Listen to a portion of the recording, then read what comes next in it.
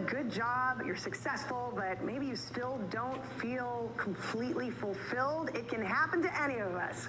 Well, Christine Lang, author of Ask Your Spirit, is here to help us reconnect with what really lights us up. Hey there, Christine.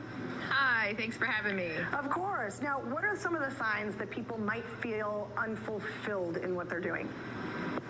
Believe it or not, I think one of the first signs we see is a feeling of guilt, where people say, I should be happy in this role. I'm making good money. I know there's people who are out looking for work. I know other people would like to have this job, but I feel flat emotionally, or I feel unmotivated to go to work. And then the guilt about, I should be happier. I should, now that I've made this much money, I should be happier. I should feel better about myself.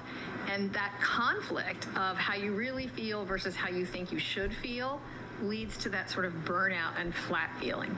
So why does that conflict happen?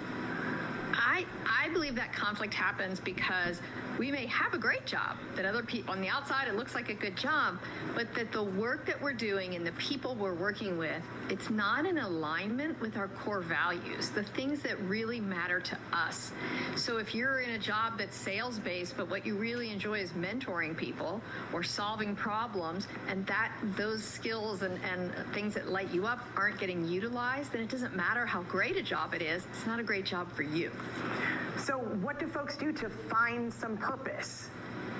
So one of the things that my spirit has recommended to me when I'm in meditation and for my clients is to sit and make a list of the best parts of your job, and not the literal things like, well, I make this much money or I get a lot of vacation time, but experiences. Think on the emotional level. When are the times that your job has felt the best to you, and what were you doing? Were you solving problems? Were you working collaboratively? Were you working by yourself and creating?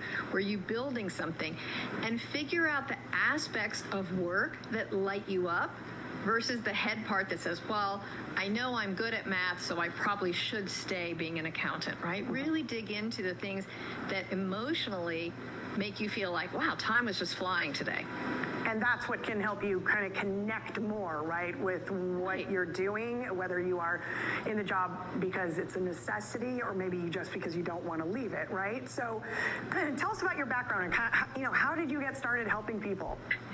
So I was a lawyer and a typical stressed out young lawyer, and had terrible allergies that started for me when I was in law school.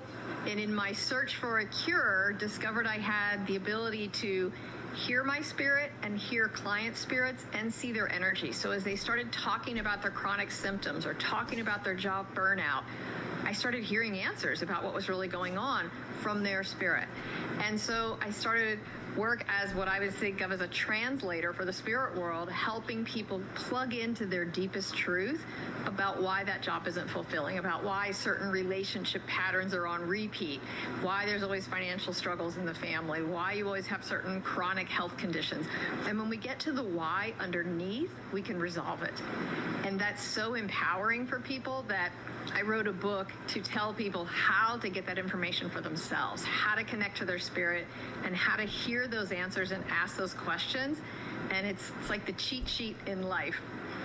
And that's the book right there, Ask Your Spirit, right? Yes, yes. Where can folks find it?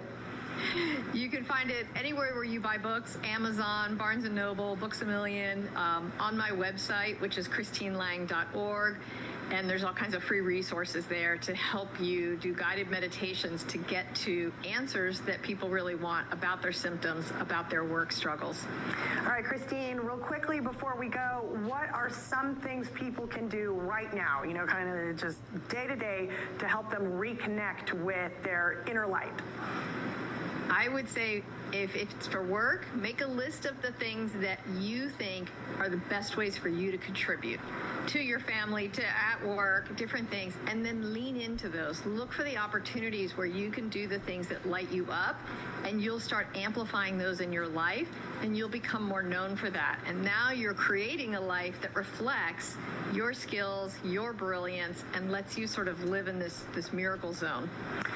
Christine Lang, author of the book Ask Your Spirit, thank you so much. For more information on her and how to get that book, just head to our website, salive.com, and click on the As Seen on SA Live tab. Once again, Christine, thank you. Thank you.